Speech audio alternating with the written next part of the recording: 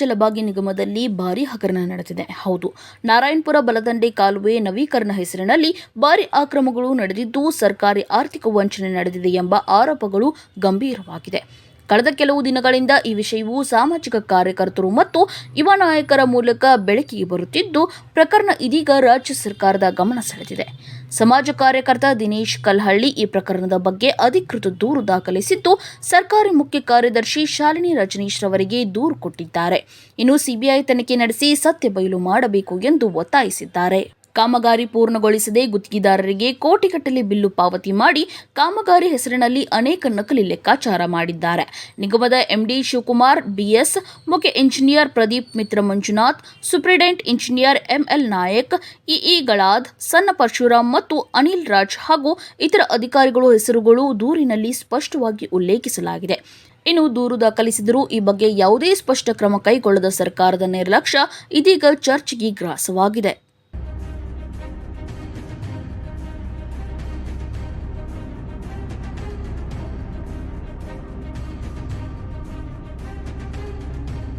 ಬಲದಂಡೆ ನಾಲಾ ಆಧುನೀಕರಣ ಕಾಮಗಾರಿಯಲ್ಲಿ ಸಾವಿರಾರು ಕೋಟಿ ರೂಪಾಯಿ ಏನು ಅಕ್ರಮ ಅವ್ಯವಹಾರ ಆಗಿತ್ತು. ಈ ಪ್ರಕರಣದ ಬಗ್ಗೆ ಹಿಂದಿನ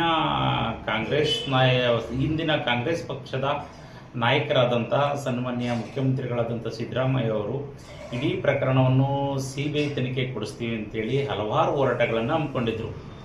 ಇಡೀ ಇವತ್ತು ಏನಾಗಿದೆ, ಕೃಷ್ಣಾ ಜಲಭಾಗ್ಯ ನಿಗಮದ ಸಾವಿರಾರು ಕೋಟಿ ರೂಪಾಯಿಗಳ ನಾಲಾ ನವೀಕರಣ ಅಕ್ರಮದಲ್ಲಿ ಹಲವಾರು ಅಧಿಕಾರಿಗಳು ಮತ್ತು ರಾಜಕಾರಣಿಗಳು ಪಾಲ್ಗೊಂಡಿರೋದ್ರಿಂದ ಇಡೀ ಪ್ರಕರಣದ ಬಗ್ಗೆ ಸಿಬಿಐನಂಥ ಸ್ವತಂತ್ರ ತನಿಖಾ ಸಂಸ್ಥೆಗೆ ವಹಿಸಬೇಕಂತೇಳಿ ನಾನು ಈ ರಾಜ್ಯದ ಮುಖ್ಯ ಕಾರ್ಯದರ್ಶಿಗಳು ಮತ್ತು ನೀರಾವರಿ ಇಲಾಖೆಯ ಅಪರ ಮುಖ್ಯ ಕಾರ್ಯದರ್ಶಿಗಳಿಗೆ ಒಂದು ದೂರನ್ನು ನೀಡುವ ಮೂಲಕ ಒಂದು ಒತ್ತಾಯ ಮಾಡಿದ್ದೇನೆ. ನಾಲೆ ಕಾಮಗಾರಿಗಳ ಆಧುನೀಕರಣದಲ್ಲಿ ರಾಜ್ಯ ಸರ್ಕಾರದ ಬೊಕ್ಕಸಕ್ಕೆ ನೂರಾರು ಕೋಟಿ ರೂಪಾಯಿ ನಷ್ಟ ಆಗಿದೆ. ಈ ಪ್ರಕರಣದಲ್ಲಿ ಯಾವೆಲ್ಲ ಅಧಿಕಾರಿಗಳು ಭಾಗಿಯಾಗಿದ್ದಾರೆ, ಅಧಿಕಾರಿಗಳ ವಿರುದ್ಧ ಯಾವುದೇ ರೀತಿ ಕ್ರಮ ಆಗ್ತಾ ಇಲ್ಲ. ಜೊತೆಗೆ ಅಕ್ರಮದಲ್ಲಿ ನೇರವಾಗಿ ಫಲಾನುಭವಿಗಳಾಗಿರುವಂತಹ ಗುತ್ತಿಗೆದಾರರ ವಿರುದ್ಧನೂ ಕೂಡ ಯಾವುದೇ ರೀತಿ ಕಾನೂನು ಕ್ರಮ ಆಗ್ತಾ ಇಲ್ಲ. ಹಾಗಾಗಿ ಇಡೀ ಪ್ರಕರಣದ ಬಗ್ಗೆ ರಾಜ್ಯ ಸರ್ಕಾರ ಗಂಭೀರವಾಗಿ ಪರಿಗಣಿಸಿ ಸಿಬಿಐನಂಥ ಸ್ವತಂತ್ರ ತನಿಖೆಗೆ ವಹಿಸಬೇಕಂತೇಳಿ ನಾನು ಈ ಸಂದರ್ಭದಲ್ಲಿ ಒತ್ತಾಯ ಮಾಡ್ತೇನೆ.